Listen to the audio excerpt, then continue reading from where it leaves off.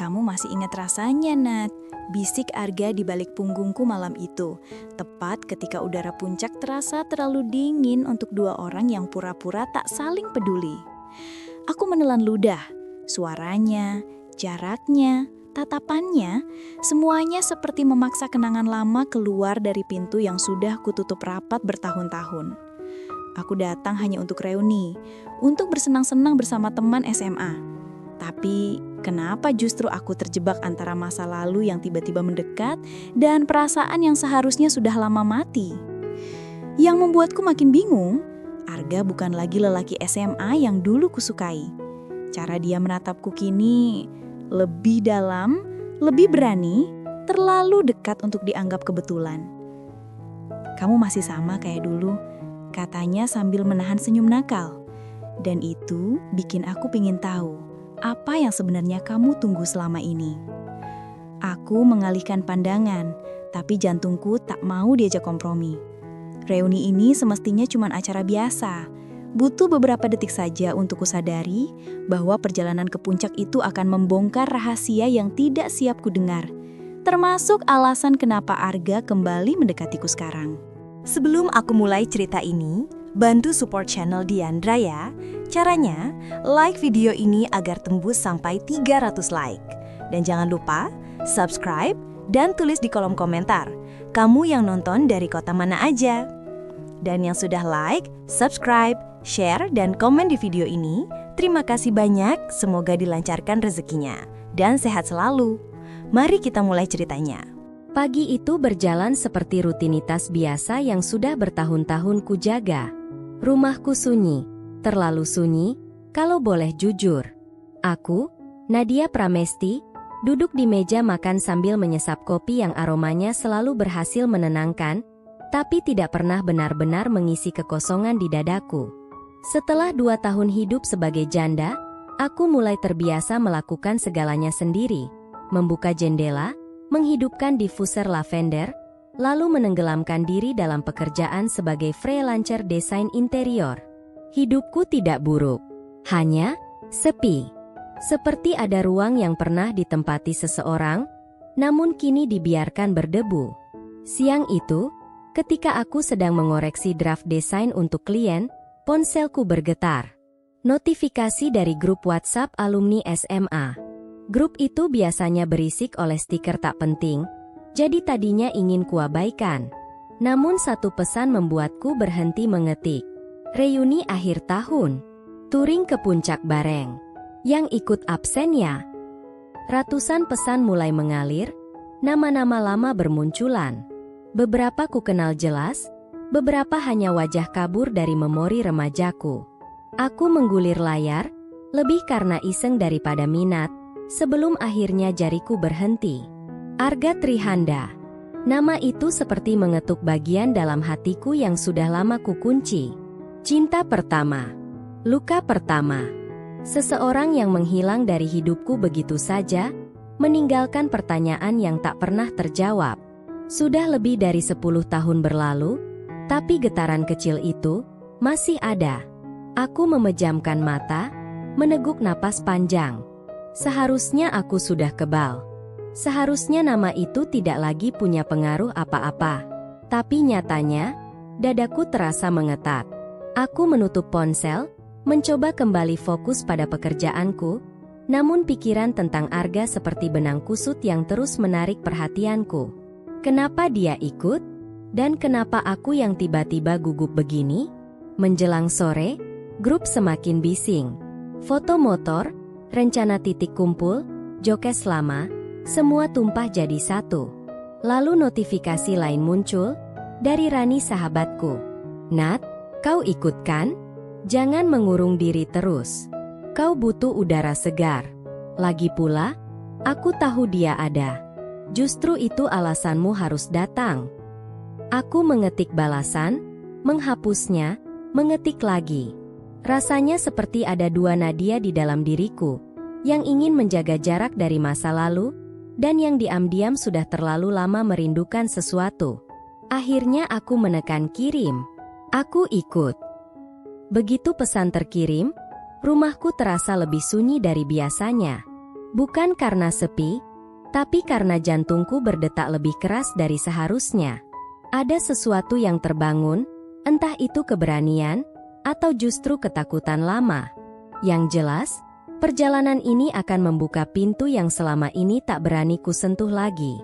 Namun untuk pertama kalinya, aku membiarkan pintu itu terbuka sedikit. Siap atau tidak, aku akan melihat apa yang ada di baliknya. Pagi titik kumpul terasa seperti pagi yang bukan milikku. Dari rumah, aku sudah berdiri terlalu lama di depan cermin, memastikan jaket denimku cukup rapi, rambut kuikat setengah agar tidak berantakan saat naik motor nanti. Perutku seperti diaduk-aduk sejak semalam. Bukan hanya karena touring, tapi karena satu nama yang kembali menghantui pikiranku. Saat aku sampai di lokasi, parkiran sudah ramai oleh suara motor besar yang meraung, deretan helm warna-warni, dan tawa teman-teman lama yang sudah menua tapi masih punya gaya humor yang sama. Beberapa orang langsung menyapaku. "Nadia, akhirnya muncul juga?" seru Rani sambil memelukku erat. Aku tertawa kecil.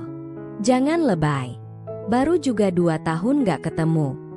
Kami berbincang sebentar, membicarakan hal-hal sepele, kerjaan, rumah, gosip teman lama.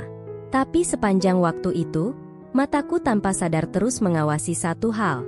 Motor gede berwarna hitam matte yang terparkir di ujung, belum ada pemiliknya di dekat situ. Jantungku berdetak sedikit terlalu cepat. "Nat?" Rani tiba-tiba mencondongkan tubuhnya. Suaranya merendah. "Kalau kamu gugup, itu normal. Tapi nggak usah takut, kamu bukan Nadia yang dulu." Aku menghela napas, mencoba mengusir kegelisahanku. "Aku baik-baik saja kok," jawabku, kebohongan kecil yang bahkan tidak berusaha ku buat meyakinkan. Sebelum aku sempat melanjutkan, suara gemuruh motor mendekat dan berhenti tepat di belakangku. Angin dari hembusan motornya membuat helaian rambutku terangkat ringan.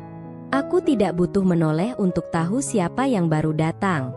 Nafasku saja sudah memudar lebih dulu. Namun aku tetap menoleh. Perlahan. Dan di sanalah dia. Arga. Helm hitamnya dibuka, memperlihatkan rambut yang lebih pendek dari ingatanku, wajah yang lebih dewasa, dan sorot mata yang tetap sama. Sorot mata yang dulu bisa membuatku lupa cara bicara. "Nadia?" Suaranya terdengar pelan, seakan ragu menyapaku duluan. Aku menahan napas sepersekian detik sebelum tersenyum kecil. "Hai, Arga." Tidak ada pelukan. Tidak ada jabatan tangan. Hanya tatapan yang terlalu lama untuk 2 orang yang bertahun-tahun tidak bertemu. Tatapan yang menyimpan terlalu banyak yang belum pernah dibicarakan. "Aku kira kamu gak bakal datang," katanya sambil menaruh helm di jok motornya. Senyumnya, Tuhan, senyum itu masih sama.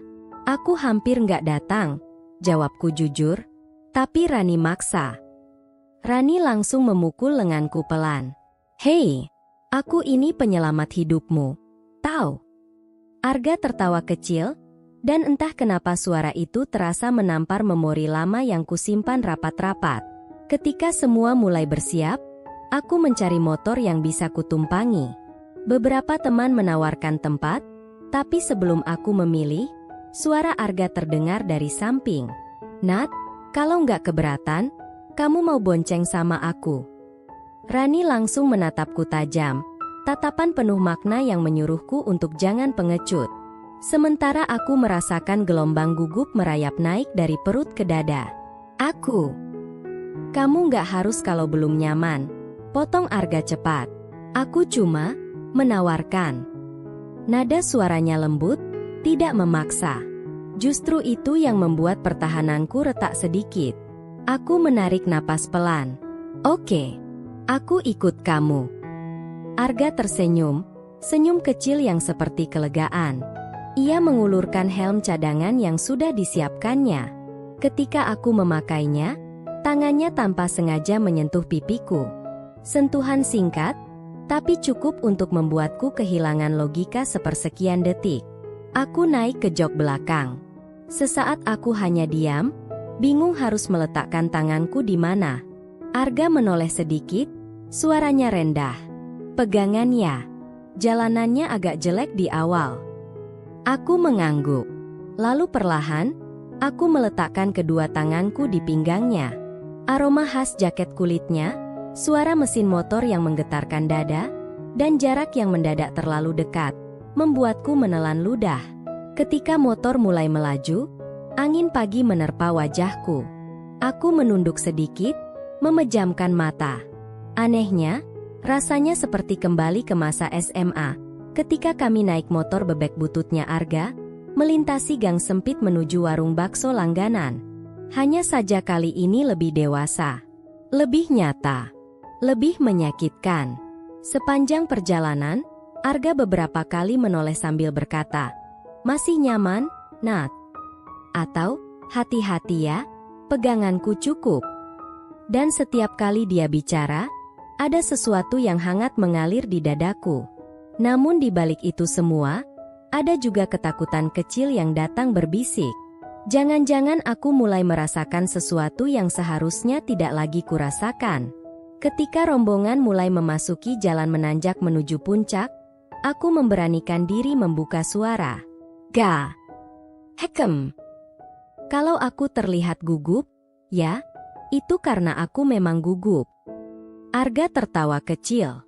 "Tenang, Nat. Aku juga." Jawaban itu membuatku membeku. Mungkin perjalanan ini bukan sekadar reuni biasa. Mungkin ini awal dari pintu lama yang sengaja dibuka kembali oleh semesta. Dan aku belum tahu apakah harus melangkah masuk, atau justru berbalik sebelum terlambat. Perjalanan menuju puncak memakan waktu hampir 2 jam, dan setiap menitnya terasa seperti latihan kesabaran bagi jantungku. Angin semakin dingin, jalanan semakin berliku, dan tubuhku terus bergerak menyesuaikan guncangan motor. Tapi bukan itu yang membuatku gelisah. Yang membuatku sulit bernapas justru adalah jarak antara aku dan Arga yang terlalu dekat.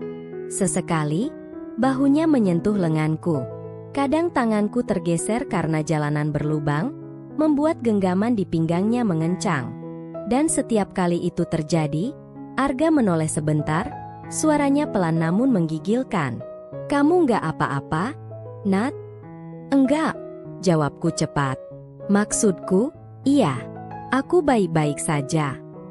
Aku bahkan tidak tahu jawaban mana yang benar.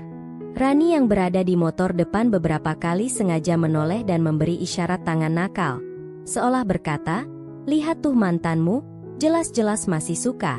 Aku hanya menatapnya kesal, tapi pipiku terasa panas. Ketika rombongan berhenti di rest area kecil, aku langsung turun dari motor dan meregangkan kaki. Nafasku kacau. Dengan pura-pura sibuk merapikan rambut yang berantakan, aku berusaha menenangkan diri. Tapi itu tak bertahan lama. Arga mendekat. "Nadia Pramesti, masih kuat naik motor sampai villa?" Tanyanya sambil menyeruput air mineral. Nada suaranya santai tapi matanya memperhatikanku dengan intensitas yang tak bisa kuabaikan. "Aku kuat," jawabku cepat. "Cuma, kaku sedikit. Kalau capek, bilang, aku bisa pelan." Ia berkata begitu sambil menyandarkan tubuhnya di motornya. Gerakan sederhana, tapi entah kenapa terasa seperti undangan menuju memori lama. Aku memalingkan wajah. "Aku nggak selemah itu, Ga." Arga tertawa. Suara yang dulu sering kucari-cari dalam mimpi buruk masa mudaku. "Nat, dari dulu kamu nggak pernah lemah. Itu justru masalahnya." Aku menatapnya. "Maksudnya, kadang kamu terlalu kuat, sampai orang-orang lupa kalau kamu juga berhak disandari." Aku terdiam. Jantungku seperti berhenti bergerak sedetik. Aku ingin menjawab, tapi teman-teman lain keburu memanggil kami untuk lanjut perjalanan. Jadi aku hanya menunduk dan berjalan kembali ke motor, menyembunyikan gejolak yang tiba-tiba memenuhi dada. Perjalanan lanjutan hanya sekitar setengah jam, tapi rasanya lebih panjang. Mungkin karena kata-kata Arga masih menggantung dalam pikiranku. Mungkin karena tatapan itu, tatapan yang seolah mengenalku lebih baik daripada siapapun. Ketika kami akhirnya tiba di villa, Rombongan langsung ribut dengan suara tawa dan gurauan. Villa itu besar, bertingkat 2, dikelilingi pohon pinus tinggi yang membuat udara semakin dingin. Semua orang sibuk membawa tas, memilih kamar, dan berfoto.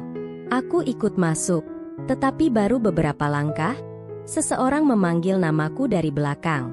Nat. Aku berbalik. Arga berdiri beberapa meter dariku, helm sudah dilepas, rambutnya sedikit berantakan. Ia terlihat terlalu familiar, terlalu nyaman untuk seseorang yang sudah pergi lebih dari 10 tahun. Boleh ngomong sebentar? Aku sadar dadaku langsung bergejolak. NG, ngomong apa? Arga menatapku beberapa detik sebelum menjawab. Tadi di jalan, aku lihat kamu beberapa kali mencoba menjauh. Tapi kamu juga beberapa kali semakin dekat. Aku membeku. Ia menggaruk tengkuknya. Gak mau kamu salah paham kalau aku terlihat terlalu perhatian. Aku menelan ludah. Aku gak salah paham apapun. Bagus. Arga tersenyum tipis. Karena aku memang memperhatikanmu. Kata-kata itu membuat perutku seperti dipelintir dari dalam. Arga, kita baru ketemu lagi. Jangan. Aku tahu. Potongnya, suaranya pelan namun mantap. Tapi walaupun sudah lama, aku nggak mungkin pura-pura nggak lihat kalau kamu masih jadi kamu. Aku tidak tahu harus berkata apa. Sebelum percakapan itu bisa menjadi lebih dalam, suara Rani pecah dari pintu depan. Nadia, kamar kita di atas. Cepetan, keburu diambil orang. Aku memanfaatkan kesempatan itu seperti pintu darurat. Aku naik dulu. Nanti kita lanjut. Arga hanya mengangguk, tapi tatapannya mengikutiku sampai aku hilang di balik pintu. Dan tatapan itu, tajam, lembut, sekaligus penuh sesuatu yang belum sempat ia ucapkan, menghantui langkahku menaiki tangga. Saat aku masuk kamar dan menutup pintu, Rani langsung bergosip. Tapi aku tidak benar-benar mendengar. Di kepalaku, hanya ada satu hal. Mengapa tatapan Arga masih terasa sama seperti sebelum ia pergi? Seolah ia tidak pernah benar-benar melepaskanku? Dan pertanyaan itu membuatku lebih takut daripada senang. Karena aku mulai merasakan sesuatu yang tak seharusnya kusebut dengan nama itu lagi. Sore berganti malam jauh lebih cepat daripada dugaanku. Udara puncak menusuk hingga ke tulang, membuatku menarik jaket lebih rapat saat keluar dari kamar. Rani sedang mandi, jadi aku memutuskan turun dulu untuk membantu menyiapkan makan malam. Tapi baru 2 langkah keluar, aku melihat Arga sedang berdiri di lorong, menunduk sambil menggoyang-goyangkan kunci kamar. Seolah kebetulan yang terlalu tepat untuk disebut kebetulan. Begitu mendengar langkahku, ia mendongak. Nadia. Hanya satu kata, tapi jantungku langsung memberikan respons yang tak kukontrol. Kamu mau turun? Tanyanya. Iya. Mau bantu anak-anak di dapur. Bareng. Nada suaranya santai, tapi matanya lebih hati-hati. Seperti seseorang yang takut membuatku merasa tidak nyaman. Aku mengangguk. Bareng. Kami berjalan menuruni tangga bersama. Bukan jarak yang dekat, tapi cukup untuk membuatku sadar akan keberadaannya. Tubuhnya lebih tinggi, lebih kokoh dari dulu. Dan entah kenapa, hanya berjalan berdampingan sudah cukup untuk membuatku merasa aman. Perasaan yang sudah lama tidak singgah. Dapur villa sudah riuh saat kami tiba. Beberapa anak cowok sibuk membalik ayam bakar, sementara anak cewek menyiapkan sayur dan sambal.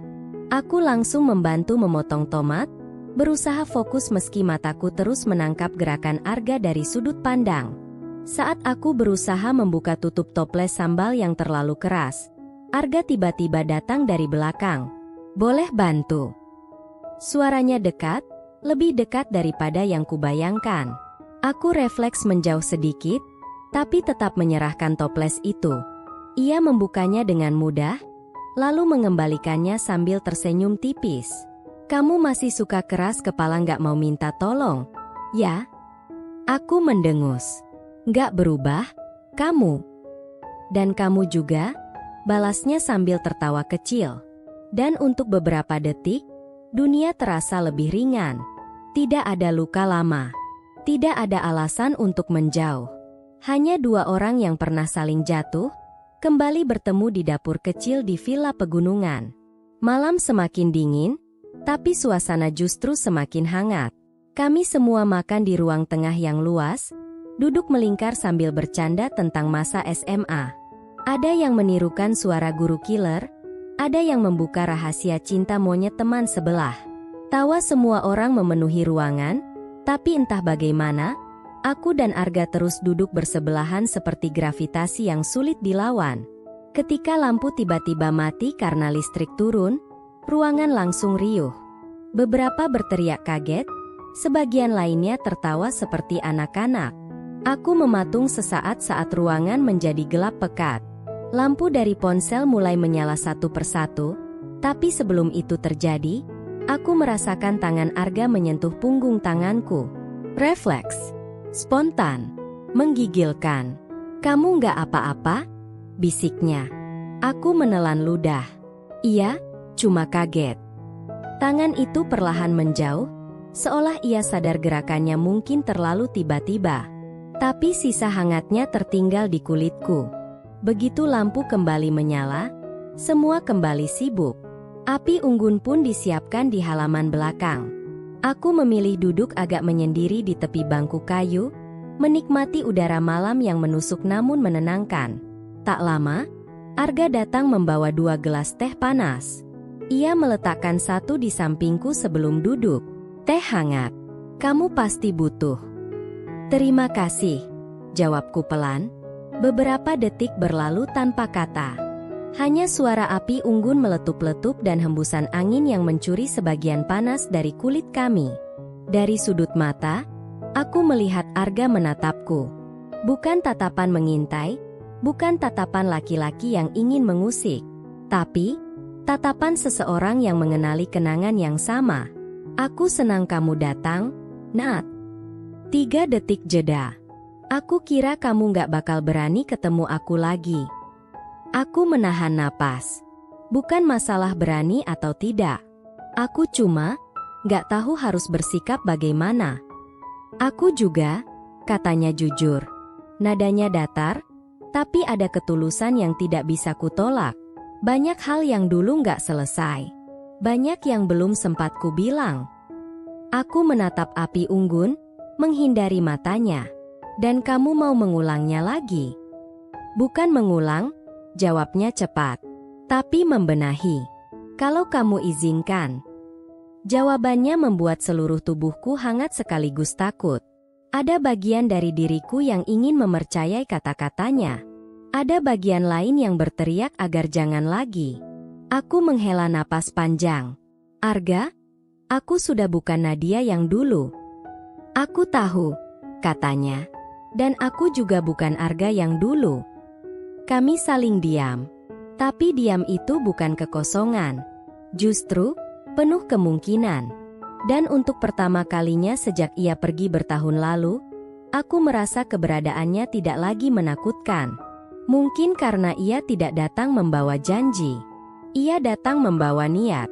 Dan itu jauh lebih jujur daripada semua yang pernah ia tinggalkan. Hujan turun tiba-tiba, deras dan menggila, memaksa kami semua berteduh di sebuah gazebo kayu yang menghadap lembah.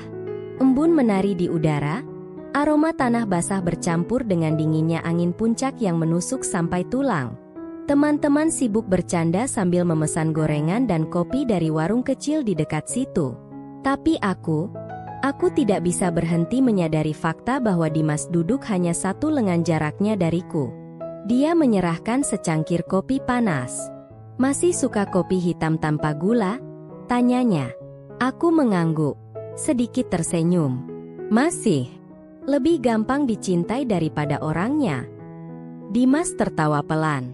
Suara yang sudah lama tidak kudengar itu menggores dadaku dengan cara yang aneh, halus tapi menusuk. Semesta seperti berkonspirasi, membuat kami duduk berdampingan karena ruang yang sempit. Lutut kami saling bersentuhan. Dulu, Sentuhan kecil seperti itu membuatku seharian salah tingkah. Ternyata, sekarang efeknya masih sama. Bahkan lebih parah. Jadi, bagaimana hidupmu setelah semuanya? Tanya Dimas, lirih. Aku tahu, semuanya berarti perceraian itu. Rumit, jawabku pelan. Tapi aku bertahan. Dimas menatapku dengan mata yang sulit kutahan. Ada penyesalan, ada kehangatan, dan ada sesuatu yang tidak berani kusebutkan. Aku minta maaf, Nat, katanya tiba-tiba. Aku memalingkan wajah. Untuk apa? Untuk tidak memperjuangkanmu dulu. Untuk pergi waktu kamu butuh aku.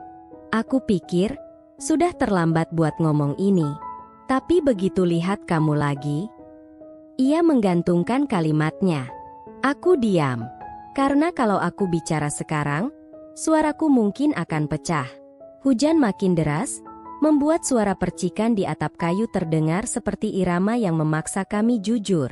Teman-teman asyik dengan obrolan mereka, dan entah kenapa, di tengah keramaian itu, rasanya hanya ada aku dan Dimas. Kamu bahagia, Nat? Pertanyaan itu menusuk dalam. Setelah beberapa detik, aku menggeleng pelan. Aku masih belajar. Dimas menarik napas panjang. Kalau suatu hari kamu capek belajar sendirian, kamu boleh bersandar di aku lagi. Kalimat itu membuat jantungku seolah lupa cara berdetak. Aku menatapnya, mencoba membaca niatnya. Jangan bicara seolah kamu masih punya tempat di hidupku. Dimas tersenyum kecil.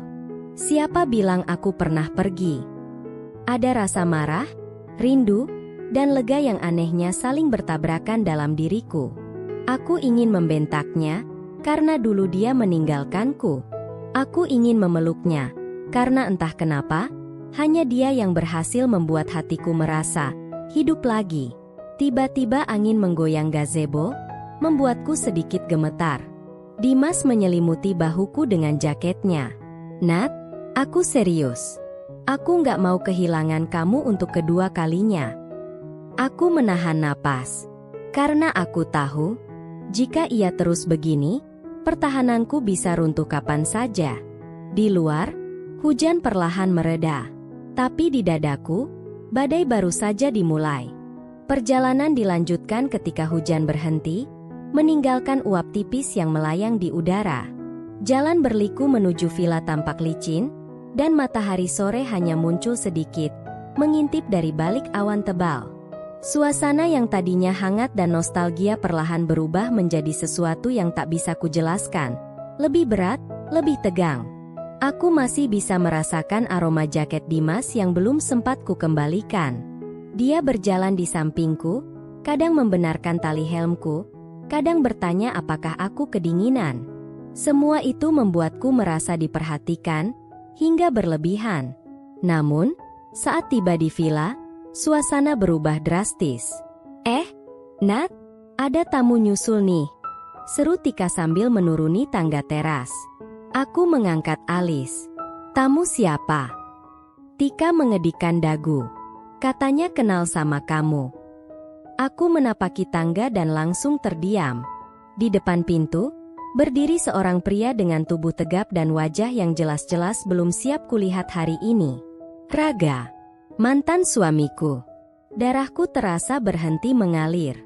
Nadia, sapanya dengan suara yang dulu selalu membuatku merasa aman, sebelum berakhir menghancurkan semuanya. Ngapain kamu di sini? Tanyaku dingin. Raga mengusap tengkuknya, tampak canggung. Aku dengar kamu ikut touring sama teman SMA. Aku cuma khawatir. Dimas berdiri beberapa langkah di belakangku, wajahnya menegang. Kayaknya nggak ada yang perlu dikhawatirin, ucapnya datar. Raga menatapnya, lalu menatapku lagi. Aku cuma takut kamu kenapa-kenapa di jalan. Kita dulu sering ke puncak bareng. Aku tahu kamu suka pusing kalau jalan berkelok. Aku datang karena peduli, Nat. Itu salah. Aku hendak menjawab, tapi Dimas memotong, suaranya rendah namun tajam. Yang jadi masalah, Rak, kamu datang tanpa diminta. Situasi tiba-tiba memanas.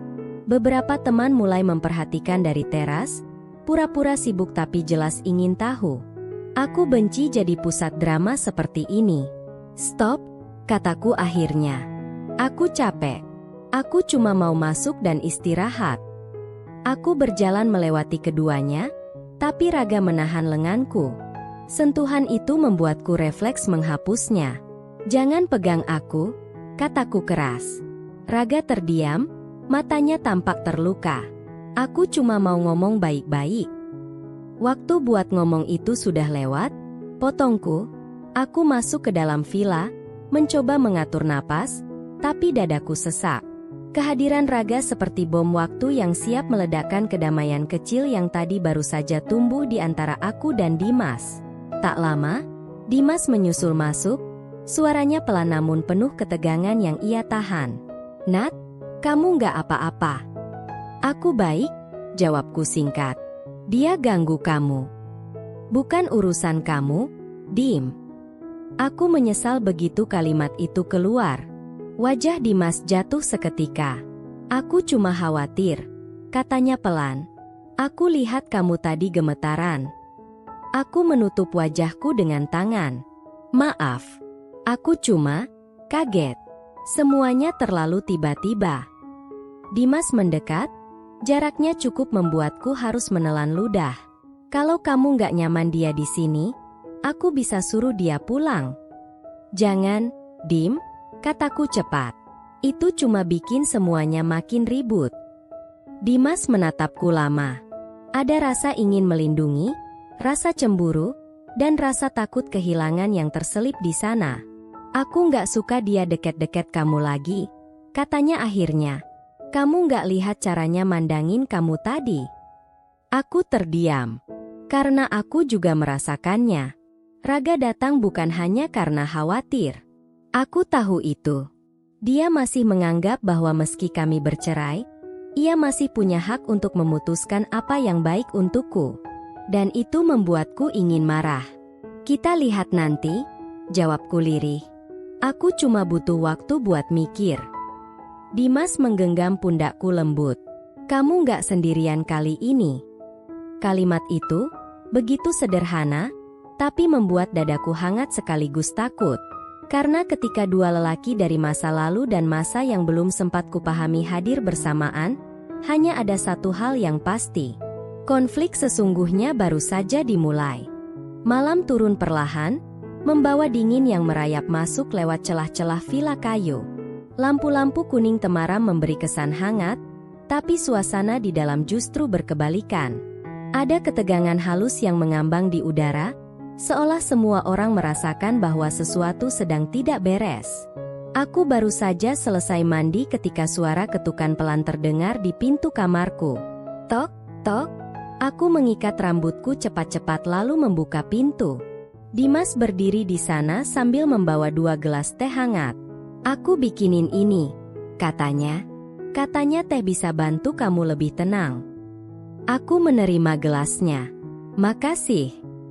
Dimas tidak langsung pergi. Ia bersandar di kusen pintu, memandangku lama.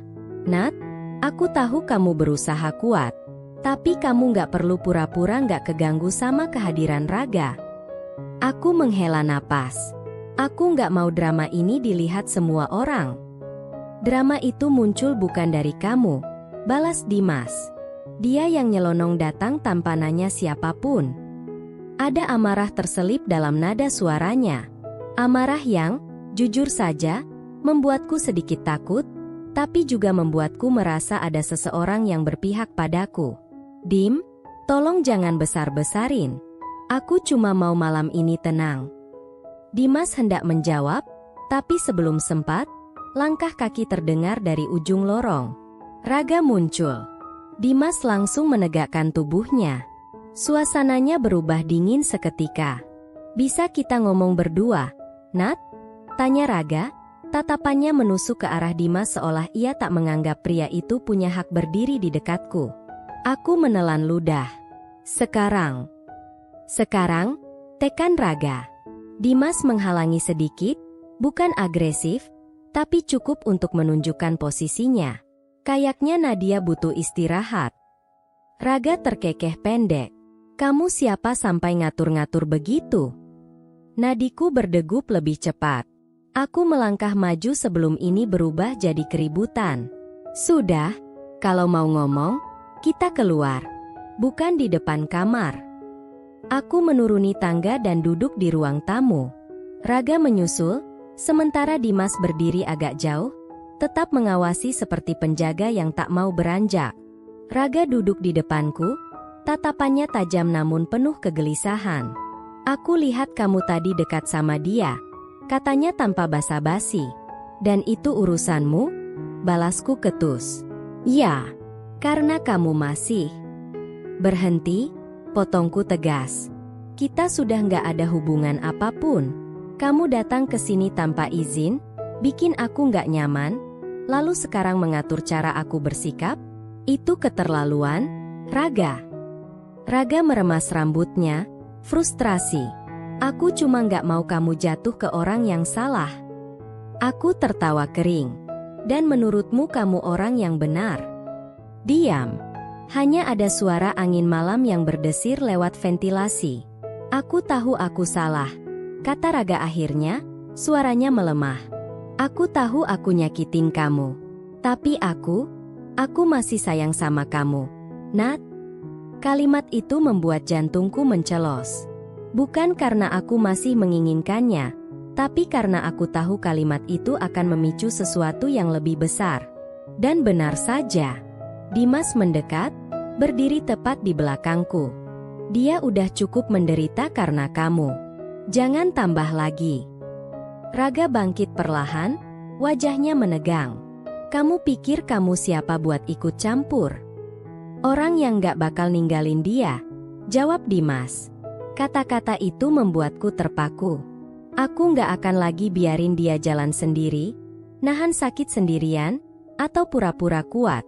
Kamu pernah buang dia. Aku enggak. Ketegangan meningkat. Dua pria yang dulu punya tempat berbeda di hidupku sekarang berdiri saling berhadapan, membawa masa lalu dan kemungkinan masa depan di tangan masing-masing. Aku enggak akan biarin kamu rebut dia, ujar Raga dingin. Kamu enggak bisa rebut sesuatu yang udah lama hilang dari kamu, balas Dimas. Aku berdiri. Stop. Aku bukan hadiah yang diperebutkan. Keduanya menoleh padaku. Aku yang menentukan hidupku, lanjutku. Bukan kalian. Hening panjang. Raga mengepalkan tangan, lalu akhirnya melangkah mundur. Aku cuma gak mau kehilangan kamu lagi. Kamu kehilangan aku waktu kamu biarin aku pergi, jawabku pelan. Raga menunduk dan meninggalkan ruangan. Setelah pintu tertutup, aku menghela napas berat. Dimas menatapku lembut. Kamu hebat, Nat. Aku menatapnya, mata kami bertemu dalam keheningan yang penuh makna. Aku takut, Dim, semua ini terlalu cepat. Dimas perlahan mendekat, tidak menyentuh, tapi jaraknya cukup membuatku merasakan degupnya. Aku nggak akan buru-buru, bisiknya. Tapi aku juga nggak akan mundur. Dan saat itu aku tahu, konflik ini bukan tentang dua pria memperebutkan aku. Ini tentang aku akhirnya harus memilih keberanian untuk membuka hati lagi, atau tetap terjebak di masa lalu. Malam itu udara puncak semakin dingin, menusuk sampai tulang.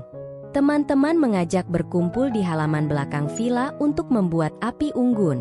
Katanya, kegiatan ini sudah jadi tradisi reuni sejak beberapa tahun lalu, menutup hari dengan cerita, tawa, dan sesekali kenangan yang membuat dada hangat. Aku duduk di bangku kayu, mengenakan jaket tebal. Cahaya api memantul di wajah semua orang, menciptakan bayangan yang bergerak seperti ikut berbicara. Dimas duduk di sebelahku, tidak terlalu dekat, tapi cukup membuatku merasakan kehadirannya. Ada jarak aman di antara kami. Jarak yang kusadari bisa hilang kapan saja. Sementara itu, Raga memilih duduk agak jauh, tapi pandangannya tak pernah benar-benar meninggalkan aku. Setiap kali mataku tak sengaja bertemu dengan matanya, aku langsung menunduk. Suasana ini membuatku tegang, Tapi aku berusaha menyembunyikannya. Nat, panggil Tika sambil mengibas-ngibaskan api dengan ranting. Kamu dulu kan yang paling jago cerita seram. Masih ada stok nggak? Aku tertawa kecil. Kayaknya udah expired semua. Tawa pecah. Suasananya jadi cair. Bahkan aku hampir lupa betapa berat hari ini sebelumnya, hingga seseorang tiba-tiba berkata, "Dulu Nadia kalau takut pasti nyari Dimas duluan." Tiba-tiba semuanya hening. Aku membeku. Dimas tersenyum canggung. "Ah, itu dulu waktu masih bocah." Yang lain mulai menggoda. "Sampai sekarang juga masih cocok kalian berdua. Sumpah." Raga mendadak bangkit dari tempat duduknya, berjalan mendekat ke lingkaran api. "Nadia bukan anak kecil," katanya datar. "Dia bisa jaga dirinya tanpa siapapun." Ketegangan kembali menyebar. Semua saling pandang. Aku menelan ludah. "Rak, nggak perlu. Aku cuma bilang fakta." Ia memotong.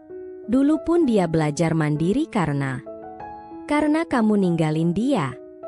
Dimas menimpali. Nadanya benar-benar berubah. Api unggun berderak keras, seperti tahu ada yang siap meledak. Teman-teman tampak panik kecil, pura-pura sibuk dengan kayu atau minuman, tapi jelas mereka mendengarkan. "Udah," kataku keras. "Ini reuni, bukan debat publik." Tapi Raga menatapku, suaranya melembut tapi justru lebih menyakitkan. "Nat, aku cuma nggak bisa lihat kamu dekat-dekat sama dia." Dimas menyahut cepat. "Kamu pikir kamu bisa larang dia?" Aku mengembus napas panjang, merasa kepalaku berat. Aku berdiri dari bangku dan berjalan menjauh dari lingkaran api. Aku butuh udara, butuh ruang, butuh keheningan. Aku berhenti di tepian halaman, memandangi lampu kota dari kejauhan. Angin malam membuat mataku berair, atau mungkin karena emosi. Langkah kaki mendekat. Berat. Aku tahu itu Raga. "Nadia." Aku mengangkat tangan, meminta jarak. "Jangan. Aku butuh sendirian." Tapi dia tidak berhenti. "Aku cuma mau jelasin." Aku memejam mata. "Aku tahu kamu masih menyimpan perasaan. Tapi itu nggak berarti kita kembali seperti dulu." Aku nyesel. "Nat, penyesalan gak selalu berarti kesempatan kedua." Hening. Hanya suara dedaunan bergerak pelan. "Dimas gak pantas buat kamu," katanya akhirnya. Aku menoleh, dingin. "Dan kamu pikir kamu yang pantas?" Wajahnya berubah. Ada luka yang langsung muncul. Tapi aku tidak menyesal. Sudah terlalu lama aku menahan semuanya. Langkah lain terdengar. Dimas muncul dari arah villa, wajahnya tampak khawatir dan marah. "Dia udah bilang dia mau sendiri," katanya ke Raga. Raga memutar tubuh, menatapnya seperti siap berkelahi. "Ini urusan kami. Aku di sini bukan buat rebutan kamu," kata Dimas lembut tapi mantap. "Tapi aku juga nggak bakal biarin kamu bikin dia tambah sakit." Aku meremas dadaku. Suara mereka berdua membuat kepalaku berputar. "Cukup," seruku. "Aku capek." Keduanya akhirnya diam. "Aku bukan milik siapapun," lanjutku. "Kalau kalian mau tetap ada di hidupku, satu-satunya cara adalah menghormati batasanku." Aku berjalan melewati mereka kembali ke villa. Sebelum masuk, aku sempat mendengar suara kecil dari belakang.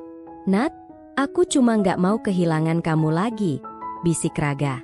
Sementara Dimas berucap, "Aku akan tetap di sini. Nunggu kamu siap." Dua suara, dua hati, dua masa yang berbeda. Dan aku, berdiri di tengah-tengahnya, untuk pertama kalinya sejak lama, mulai sadar. Bukan mereka yang harus kupilih. Aku harus memilih diriku sendiri dulu. Aku terbangun sebelum matahari terbit. Udara puncak masih menggigit, tipis seperti kabut yang menyelimuti pinggir jendela kamarku. Mata sulit terbuka, semalam terlalu melelahkan. Pertengkaran, api unggun, dan dua laki-laki yang saling menuntut hak atas masa depan yang bahkan belum kupahami. Aku mandi dengan air hangat seadanya, berharap rasa dingin di kulit bisa menenangkan kepalaku. Tidak berhasil. Dadaku masih sesak. Saat keluar kamar, lorong villa sepi. Hanya aroma kopi yang samar-samar tercium dari dapur. Aku berjalan pelan. Dan ketika aku menuruni tangga, aku melihatnya. Dimas duduk sendiri di ruang tengah, dengan satu tangan menutupi wajah. Bahunya sedikit turun, seperti seseorang yang baru saja kalah perang. "Dim," panggilku pelan. Ia mengangkat kepala, lalu tersenyum tipis, mencoba terlihat biasa. "Kamu udah bangun juga rupanya." Aku susah tidur. Aku juga. Aku duduk di depannya. "Tentang semalam, aku minta maaf." "Kenapa kamu yang minta maaf?" Ia tertawa kecil. "Aku yang kebawa emosi." "Semua orang kebawa emosi," balasku. Dimas memandangku lama, sorot matanya lembut, tapi penuh penahan. "Aku cuma nggak tahan lihat kamu seperti kemarin. Dan aku nggak mau kamu kembali ke sesuatu yang bikin kamu patah," katanya lirih. Tapi aku juga sadar, aku nggak berhak maksa apapun. Aku menunduk. "Aku cuma butuh waktu." "Aku tahu," jawabnya, "dan aku siap nunggu." Ada keheningan hangat. Untuk pertama kalinya setelah semalam, dadaku terasa sedikit lebih lapang. Tapi kedamaian itu tidak bertahan lama. Pintu depan villa tiba-tiba terbuka keras. Semua orang dalam kamar-kamar terbangun, menyembulkan kepala. Aku menoleh cepat. Raga berdiri di ambang pintu. Wajahnya pias. Napasnya memburu. Tangannya memegang ponsel yang layarnya retak. "Nadia." Suaranya gemetar. Aku berdiri spontan. "Kenapa, Rak?" Dia berjalan mendekat, hampir limbung. "Ada telepon dari rumah." "Rumah siapa?" tanyaku cepat. Raga menelan ludah, tampak berusaha merangkai kata-kata. Ini bukan nada cemburu seperti semalam. Bukan nada mengatur. Ini ketakutan. "Dari adikmu," katanya akhirnya. "Ibe, ibumu jatuh di dapur." Darahku seperti disiram es. "Apa?" Suaraku nyaris pecah. "Dia pingsan. Dibawa ke rumah sakit. Mereka nggak bisa hubungi kamu, jadi mereka telepon aku. Nomor lamamu masih tersimpan di ponselku." Dunia tiba-tiba terdengar seperti gema jauh.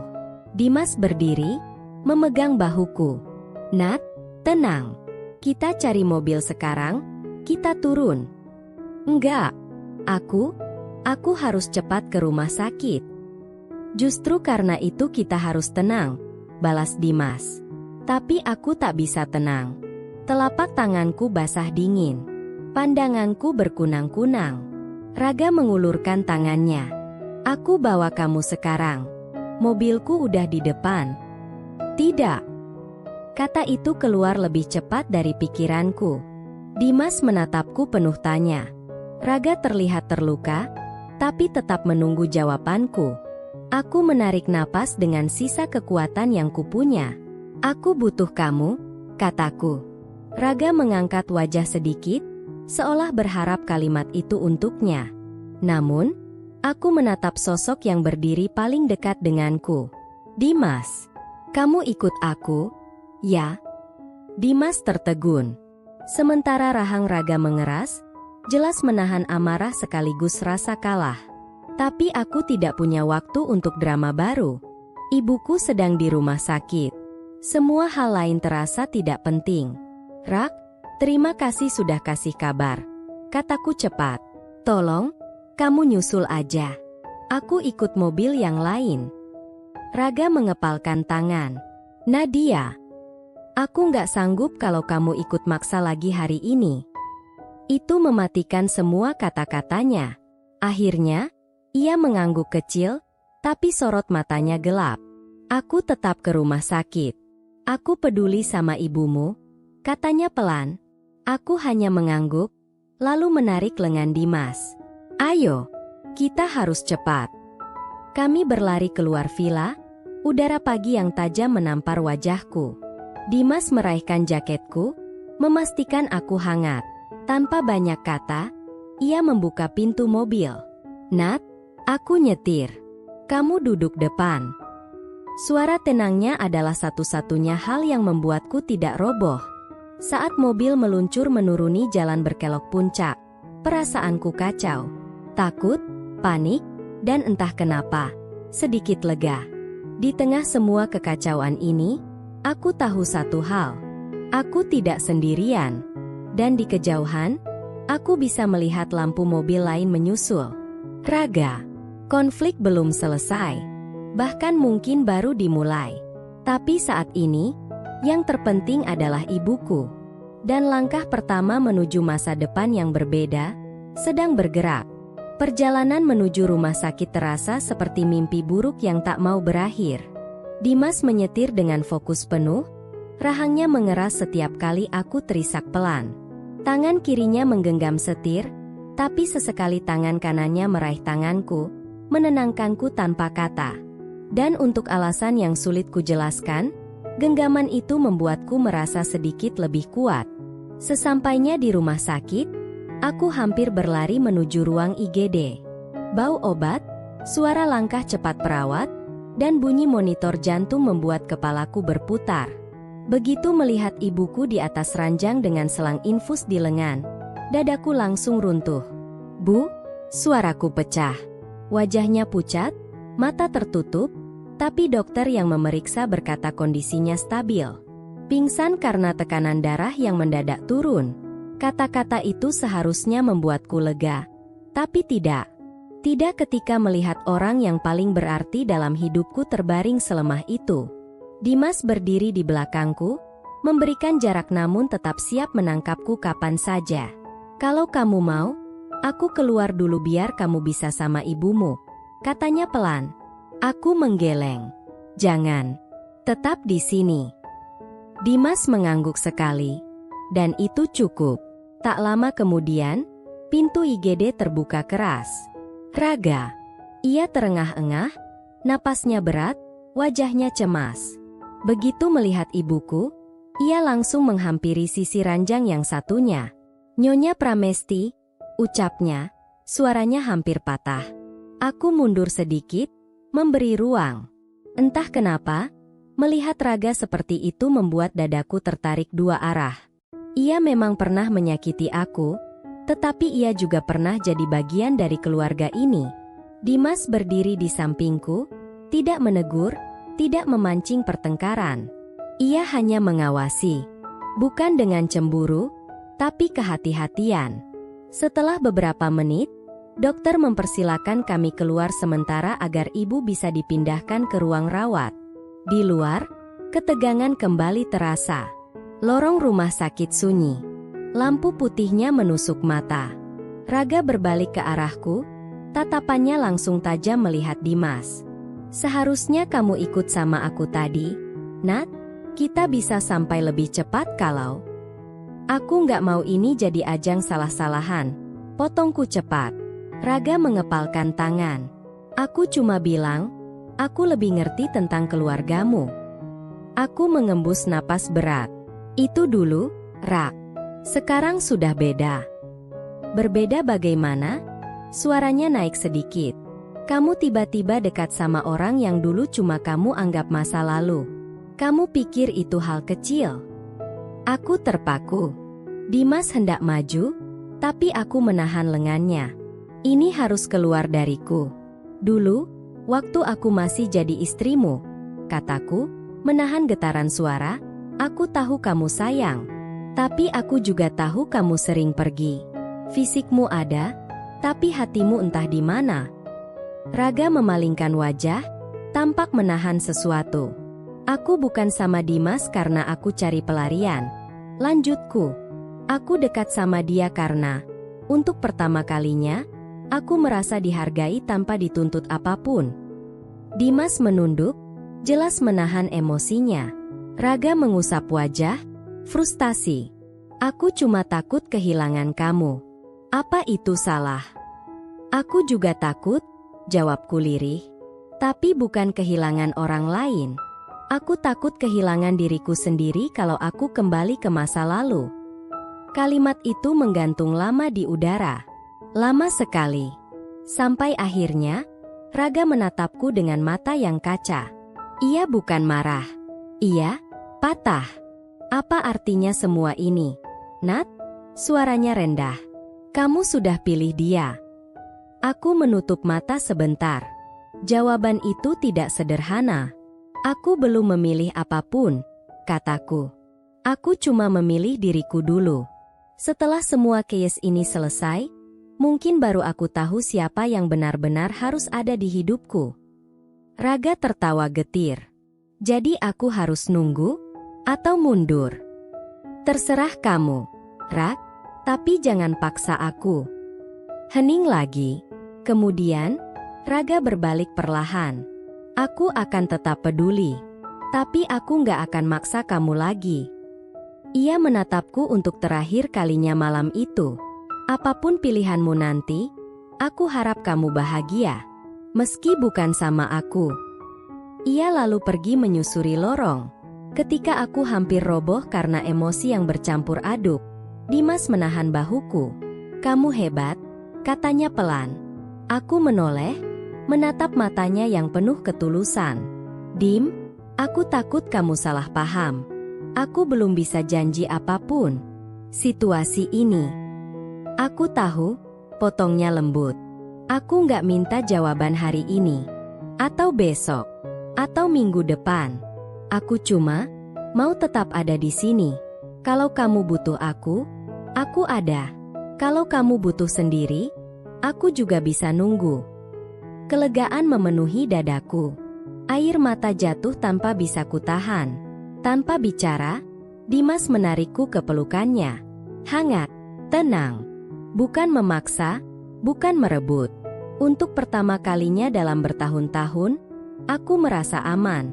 Ketika ibu akhirnya dipindahkan ke ruang rawat dan lampu-lampu lorong rumah sakit mulai meredup, aku sadar satu hal. Cinta bukan tentang siapa yang lebih keras memperjuangkan. Cinta adalah siapa yang tetap tinggal. Meski kau belum tahu akan memilih siapa. Dan mungkin, untuk pertama kalinya, masa depanku mulai terlihat lebih jelas.